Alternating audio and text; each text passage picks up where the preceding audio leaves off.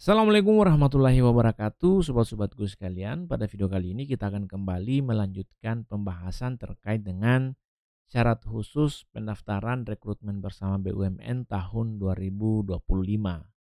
Oke, jadi di sini kita akan coba lihat beberapa poin yaitu terkait dengan jenjang pendidikan, syarat minimum nilai IPK, ya, serta batas usia calon pelamar di BUMN tahun 2025 ini. Kita akan lihat satu persatu. Kita akan mulai dengan syarat khusus untuk kategori reguler. Nah, jadi di sini teman-teman bisa lihat bahwasanya untuk syarat khusus kategori reguler itu ada mempersyaratkan batas usia, ya.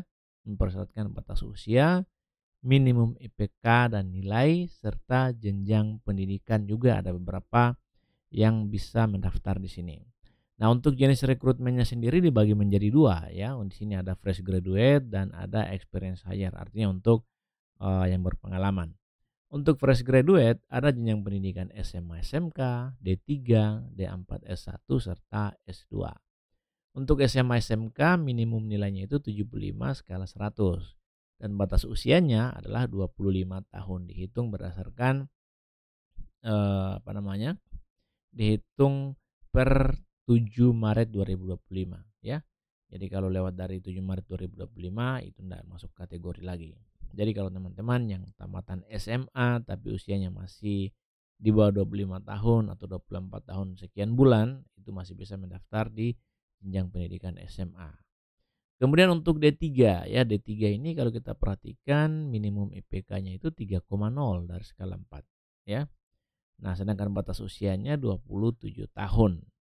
D4 dan S1 minimum IPK-nya juga 3,0, batas usia 30 tahun. Sedangkan S2 itu minimum IPK-nya 3,25 dan batas usia 35 tahun. Itu untuk fresh graduate. Kemudian untuk experience hire, ya. Di sini dibagi menjadi 4 jenjang pendidikan juga, yaitu ada SMA, D3, D4 atau S1 dan S2. Untuk SMK dan SMA nilainya itu maksimal minimal 75, batas usianya 45 tahun, ya. Kemudian untuk D3 minimum IPK-nya 3,0 skala 4, kemudian batas usianya juga 45 tahun. D4 dan S1 minimum IPK-nya 3,0, batas usianya juga 45 tahun. Dan jenjang pendidikan S2 minimum IPK-nya 3,25, batas usianya 45 tahun. Jadi kalau kita perhatikan secara keseluruhan untuk jenis rekrutmen experience hire ini batas usianya semua ada 45 tahun baik itu SMA, D3, D4, S1 dan S2. Yang membedakan di sini hanyalah minimum nilai IPK-nya. Oke? Selanjutnya kita akan coba lihat syarat khusus untuk kategori disabilitas. Nah, berdasarkan data yang saya dapatkan ini untuk kategori disabilitas tidak mempersyaratkan usia dan tidak ada pembagian jenis apa namanya? Jenis rekrutmennya, ya, tidak dibagi menjadi dua seperti yang reguler tadi, ada yang experience hire dan ada yang fresh graduate.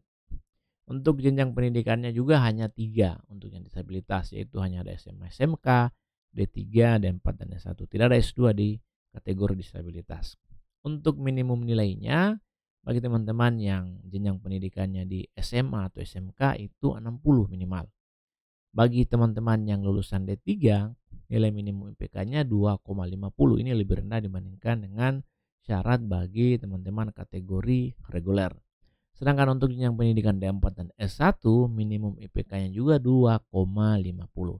Jadi sekali lagi saya ulangi bahwa untuk syarat khusus kategori disabilitas tidak ada batasan usia. Oke, lanjut di kategori yang ketiga yaitu untuk orang asli Papua. Di sini juga tidak ada pembagian jenis rekrutmennya, tidak ada fresh graduate dan experience hire. Langsung dibagi berdasarkan jenjang pendidikannya. Untuk jenjang pendidikannya sendiri di sini hanya ada 3, teman-teman. Kita bisa lihat ada SMA SMK, D3, D4 dan S1.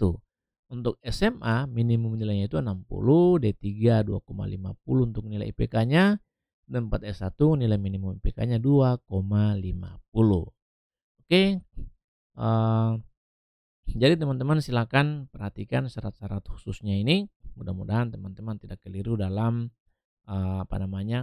dalam melihat atau mempersiapkan syarat-syarat terkait dengan keinginan teman-teman untuk mendaftar menjadi bagian dari BUMN tahun 2025 ini.